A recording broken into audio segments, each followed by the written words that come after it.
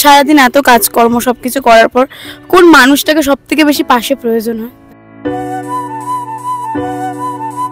আমার জীবনের সঙ্গে যেহেতু এটার খুব একটা সম্পর্ক নেই, সেজন্য সবকিছু নিয়ে তো না দেখলেও চলে।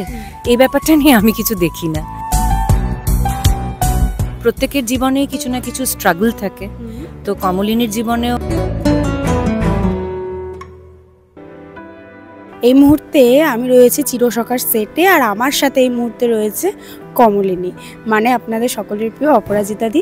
জানবো এই মুহূর্তে গল্পে কি চলছে। প্রথমে বলো, কেমন আছো? খুব ভালো আছি, তুমি কেমন আছো? ভালো আছি। কি চলছে এই মুহূর্তে গল্পে বল, মানে একটা তো টান টান উত্তেজনা তো দেখা যাচ্ছে গল্পে। এখন যেটা দেখা যাচ্ছে সেটা হচ্ছে কি নতুন ভীষণ অসুস্থ, এবং কমলিনীও জীবনে একটা অ্যাওয়ার্ড পাচ্ছে, তার জীবনের একটা অ্যাচিভমেন্ট। সেরকম দিনেই খবর আসে যে নতুনের শরীর ঠিক নেই। তো সেই নিয়ে নানান রকমের টানাপোড়েন চলছে। যেহেতু বুবলাই পছন্দ করে না, সেগুলোও একটা খুব ভাবনার বিষয়।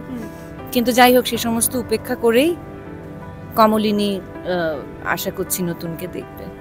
এই চরিত্রটার অফারটা যখন তোমার কাছে সবার প্রথম আসে, তোমার মানে রিয়াকশনটা কি ছিল যে এই ধরনের একটা চরিত্র? আমার রিয়াকশন ছিল যেটা যদি আমি করতে পারি তাহলে আমার খুবই ভালো লাগবে।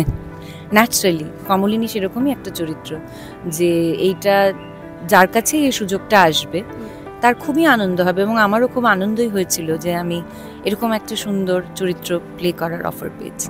চরিত্রের সাথে নিজের বাস্তবের কোনো মিল আছে না? কমলিনীর চরিত্রটা তোমার কাছে কতটা পছন্দের যদি জিজ্ঞাসা করি? ভীষণই পছন্দের, তার কারণ প্রত্যেকের জীবনেই কিছু না কিছু স্ট্রাগল থাকে। তো কমলিনীর জীবনেও যে স্ট্রাগলগুলো আমরা দেখতে পাই সেগুলো হয়তো আমার জীবনের স্ট্রাগল নয়, কিন্তু রিলেট তো আমি করতেই পারি যে বিবিধ মানুষের জীবনেই বিবিধ রকমের স্ট্রাগল আসে। তো সুতরাং এরকম একটা চরিত্র পাওয়া সেটা তো অত্যন্ত কি বলবো চ্যালেঞ্জিং, প্রতিনিয়ত সেটাকে প্লে করতে পারা। শুটিংয়ে এসে সারাদিনই শুটিং করা, তার মাঝখানে মানে মজার কি কি ইনসিডেন্ট ঘটে? সেটা নানান রকমই ঘটে, কিন্তু একটা এক্সাম্পল যদি জিজ্ঞাসা করি। এক্সাম্পল এই মুহূর্তে আমি হয়তো বলতে পারবো না, তার কারণ মানে নানান রকমই ঘটে, কিন্তু আমাদের ইউনিটটা খুবই লাভেবল, আর আমরা খুবই আনন্দ করে শুটিং করি। যখন শুটিংয়ে আসে, মানে সবার ক্ষেত্রে আমি তোমার কাছে জিজ্ঞাসা করবো যে সব থেকে বেশি এনার্জি নিয়ে কে শুটিংয়ে আসে তোমাদের সবার থেকে? মানে এইটা বলা খুব মুশকিল, আমরা সবাই খুব এনার্জেটিক। মানে 2 ঘন্টা শুটিং করার পর আবার এনার্জি নিয়ে আসা হয়? একদম একদম, আমরা সবাই খুব এনার্জেটিক। লেগ পুলিং কি কেউ করে? সেটা পুরোটা সিচুয়েশনাল। আচ্ছা, আমি যদি তোমাকে জিজ্ঞাসা করি যে এই মুহূর্তে দাঁড়িয়ে সোশ্যাল মিডিয়ায় যেটা চলছে যে ফলোয়ার্স যার বেশি সে তাড়াতাড়ি অ্যাক্টিং এর ক্ষেত্রে, আমি বলছি অভিনয়ের ক্ষেত্রে, চান্সটা তাড়াতাড়ি পাচ্ছে, এই বিষয়টা তুমি কোন দিক থেকে দেখো বা তোমার এই? আমি কোনো দিক থেকেই দেখি না, তার কারণ আমার জীবনের সঙ্গে যেহেতু এটার খুব একটা সম্পর্ক নেই, সেজন্য সবকিছু নিয়ে তো না দেখলেও চলে। এই ব্যাপারটা নিয়ে আমি কিছু দেখি না। এটা আই রেসপেক্ট ইট, যেটা যার যেরকম ভাবে মনে হয় সেই ধারায়, কিন্তু আমার জীবনকে কখনো যেহেতু এটা এফেক্ট করেনি বলেই আমার মনে হয়, তো এইটা নিয়ে আমার খুব একটা ভাবনা নেই। আমার যেটা করতে ইচ্ছে করে আমি সেটাই করি। মানে আমি বলছি এই বিষয়টা কি ঠিক না ভুল যদি তোমাকে আমি জিজ্ঞাসা করি? সেটা তো আমি বলতে পারবো না, তার কারণ ঠিক না ভুল আমি কিসের অ্যাসপেক্টে করব বলো, তাই না? আমি কিসের অ্যাসপেক্টে করব?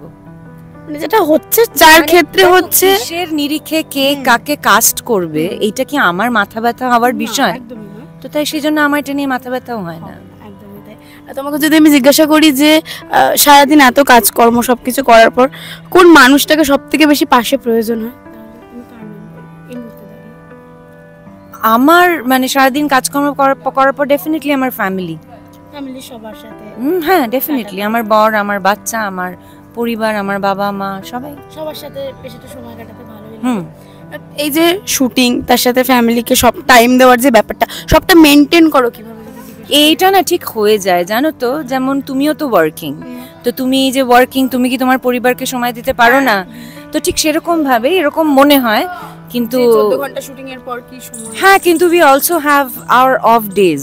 তো আর প্রতিদিনই যে 14 ঘন্টা আমার শুটিং হচ্ছে তেমনটাও নয়। তো সব মিলিয়ে মিশিয়ে আমি দেখেছি যে ওটা না একটা ঠিক ব্যালেন্স হয়ে যায়। তোমার যদি ইচ্ছে থাকে তাহলে তুমি সেই সময়টা সেখানেই দেবে। তোমার যদি জিজ্ঞাসা করি যে আমাদের প্রত্যেকের জীবনে তো অনেক কঠিন সময় আসে, সে সময় আমরা ভেঙেও পড়ি, তো সেই সময় তোমার সব থেকে বেশি কোন মানুষটাকে পাশে প্রয়োজন হয় ওই কঠিন সময়টা, যে এই মানুষটা যদি আমার পাশে থাকে তাহলে আমি সব সমস্যাগুলোকে মোকাবেলা করতে পারি? আমার লাইফ পার্টনার। কথায় হ্যাঁ। আচ্ছা একদমই তাই। চিরসখায় দর্শকদের যে ভালোবাসা মানে মানে অপরিসীম একটা ভালোবাসা মানে চিরসখা দর্শকদের কাছ থেকে পাচ্ছ তোমরা, তো কি বলবে দর্শকদের উদ্দেশ্যে? দর্শকদের উদ্দেশ্যে এটাই বলবো যে আমরা ভালোবাসায় কানায় কানায় ভরে উঠেছি, কিন্তু ভালোবাসার কাঙাল তো সবাই হয়। এরকম করেই আমাদের চিরসখা ইউনিটকে ভালোবাসা দিতে থাকুন, এতে আমরা আপ্লুত বোধ করি। টলিউডের latest update, gossip and entertainment পেতে সাবস্ক্রাইব করুন শুধুমাত্র সিটি সিনেমা, আর ফলো করুন সিটি সিনেমার Instagram, Facebook, Twitter and share chat.